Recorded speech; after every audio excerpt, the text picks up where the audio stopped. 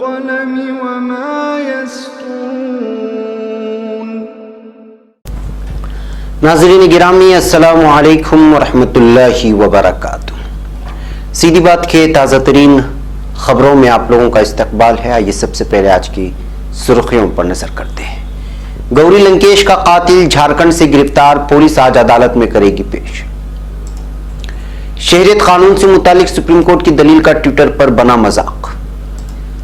गोरखपुर, योगी की खुशी के लिए थाना, यूनिवर्सिटी, रेलवे स्टेशनों की दीवारें हुई भगवा। वाराणसी पहुंची प्रियंका, कांग्रेस लीडरों ने गर्मजोशी से किया इस्तकबाल। झारखंड साबिक वजीर आला रघु बरदास के खिलाफ इंसदाद बदउनवानी ब्यूरो को मिली शिकायत। मईशत तबाही की तरफ हुकूमत सबबंदी में लगी हुई है, कांग्रेस का इल्जाम। उत्तर प्रदेश अदालत ने इज्तिमाई इस्मतदरी और कत्ल के कसूरवारों को सुनाई सजाए मौत। मुल्क के मफाद में नहीं, शहरियत कानून मध्य प्रदेश में नहीं होगा नाफिज, कमलनाथ का बयान। मुरली मनोहर जोशी ने जेएनयू वाइस चांसलर पर लगाया बड़ा इल्जाम, ओहदे से दस्तबरदार करने का मुतालबा। सिफारतकारों की ग्रुप के दौरे का आज दूसरा दिन, कश्मीरी मुहाजिरीन से मुलाकात करेगा बैरूनी वफ्द। आर्टिकल 37 सुप्रीम कोर्ट ने कहा, कश्मीर में जरूरी खिदमात के लिए इंटरनेट फौरन बहाल हो, पाबंदियों का 7 दिन में हो जायजा। दिल्ली असेंबली इलेक्शन से कबल कांग्रेस को झटका, सीनियर लीडर शोएब इकबाल आम आदमी पार्टी में शामिल। जर्मनी, मसाजिद के इमामों के तरबियती मरकज का क़याम। पंजाब में हिंदुस्तान और पाकिस्तान की सरहद पर एंटी कट फेंसिंग का काम शुरू, जाने क्यों किए जा रहे करोड़ों रुपए खर्च। तैयारा मिसाइल हमले से नहीं गिरा, ईरान की तरदीद। एर्दोगान मिरेकल टेलीफोनिक बातचीत। तुर्की हमेशा इराकी अवाम के शाना बशाना है, वजीर चावुशओग्लू का बयान। नाइजर में फौजी कैंप पर हमला, 25 फौजी हलाक। ईरान के खिलाफ जंग, ट्रंप के इख्तियारात महदूद करने पर गौर। नाज़रीन गिरामी, अस्सलामु अलैकुम वरहमतुल्लाहि वबरकातुह। सीधी बात की ताज़ा तरीन खबरों में आप लोगों का इस्तकबाल है। नाज़रीन, तफसीलात में जाने से पहले मैं आपको इत्तला कर दूं कि आज का एक प्राइम टाइम शाये हो चुका है, जो अहम तरीन उन्वानात पर शामिल है। ताज़ा खबरों पर तबसरा हुआ है, कई सारे वायरल वीडियोस दिखाए गए हैं। CAA और NRC के खिलाफ मुल्क भर में हो रहे एहतिजाजात की वीडियोस भी दिखाए गए और तबसरा हुआ है। आप जाएं, देखें, दूसरों तक पहुंचाने की जरूर कोशिश करें और हमारे 1 मिलियन सब्सक्राइबर्स के मिशन में आप लोग सब लोग शामिल हों और ज़्यादा से ज़्यादा वो लोग जो अभी तक सीधी बात से जुड़े नहीं हैं उनको सीधी बात के सब्सक्राइबर्स ज़रूर बनाएं, ताकि चैनल भी चले और आपका ताउन हो सके। बाहर नाज़रीन, आज की पहली खबर है। बेंगलुरु से मशहूर और मारूफ समाजी कारकुन और सहाफ़ी गौरी लंकेश कत्ल मामले में SIT को एक बड़ी कामयाबी हाथ लगी है।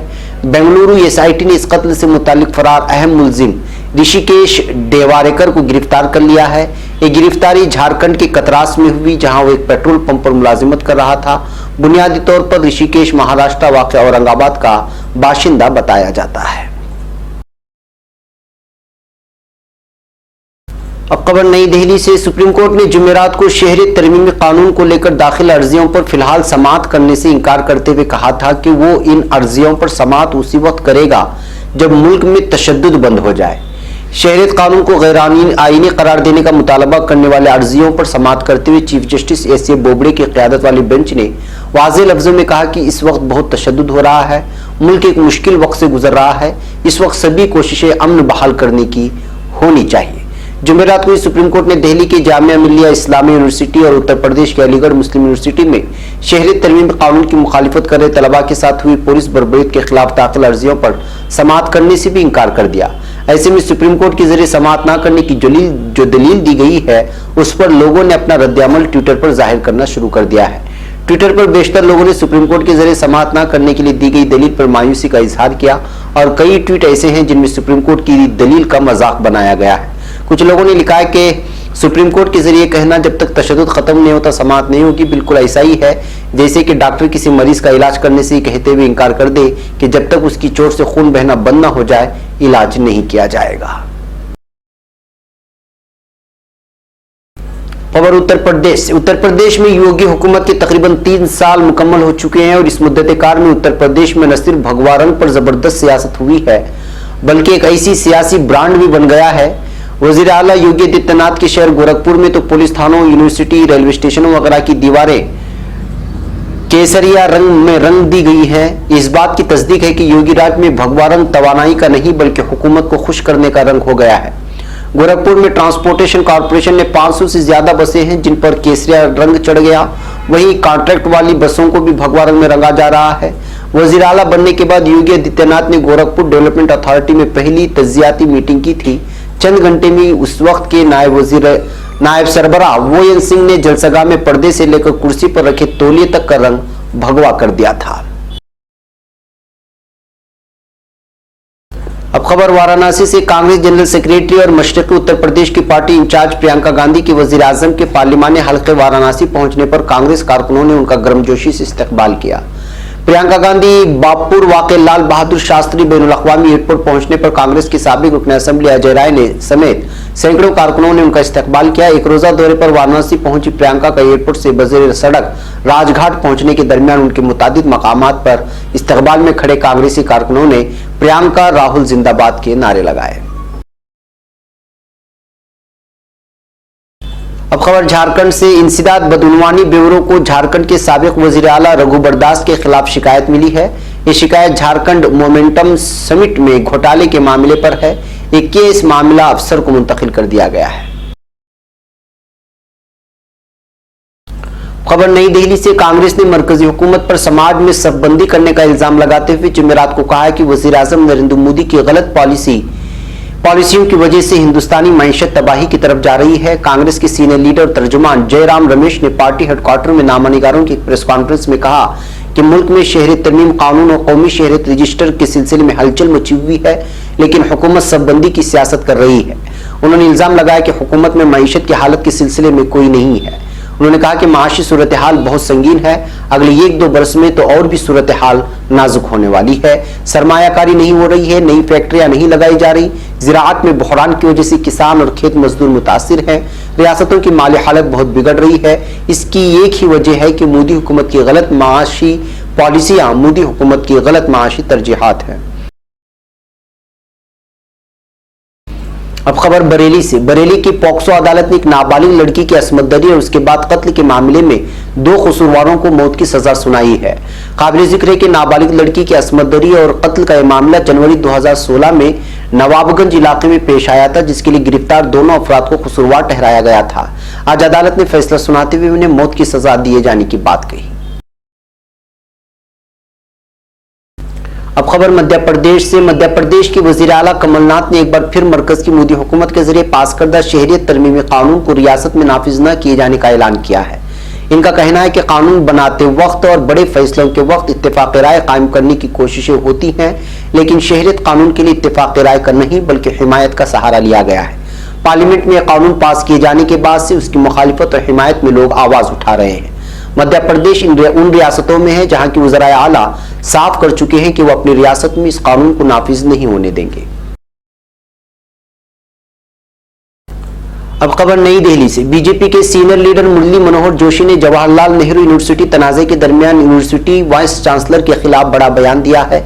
उन्होंने vice chancellor M Jagdish Kumar को तनकीद का निशाना बनाते हुए जल्द अज जल्द उन्हें इस अहदे से दस्तबरदार करने का मुतालबा किया है। मुरली मनोहर जोशी का कहना है कि वजारत बराए फरोग इंसानी वसाइल ने 2 बार वाइस चांसलर जगदीश कुमार से कहा है कि वह तलबा और साथीज़ा से मिलकर तनाज़े का हल निकालें।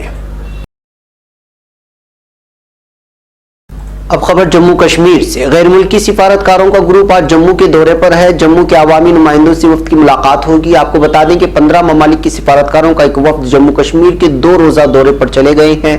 दौरे का दूसरा दिन है। वफ्द खुसूसी पोजीशन की मनसूखी के बाद यूटी की सूरत हाल का जायजा लेने की गर्ज से यहाँ पहुंचा है। श्रीनगर का वफ्द ने दौरा किया था कल। 15 ममालिक के सिफारतकारों का एक वफ्द जम्मू कश्मीर के इस दौरे पर है और उस लौटने के बाद देखा जाएगा कि उनकी रिपोर्ट क्या होगी। इनमें अमेरिका, जनूबी Korea, Vietnam, Fiji, Bangladesh, Maldives, Norway, Togo, Peru, Morocco, Argentina, Niger, Nigeria, Guyana और फिलिपाइन के सफीर शामिल हैं। एक और खबर जम्मू कश्मीर से। जम्मू कश्मीर में आर्टिकल 370 हटाए जाने के बाद से लगाई गई रोक पर समाअत करते हुए सुप्रीम कोर्ट ने कहा है कि जम्मू कश्मीर में लोगों का तहफ्फुज़ और आज़ादी हमारी तरजीहात में शामिल है। सुप्रीम कोर्ट ने फैसला सुनाते हुए कहा कि कश्मीर में शख्स की आज़ादी सबसे अहम है। इसके अलावा कोर्ट ने यह भी कहा कि गैर मामूली हालात में इंटरनेट बंद किया जाना चाहिए। साथ ही कोर्ट ने यह भी दोहराया कि इंटरनेट गैर मुअय्यना मुद्दत के लिए बंद नहीं किया जा सकता। सुप्रीम कोर्ट ने कहा सभी जरूरी खिदमात के लिए इंटरनेट शुरू किया जाए।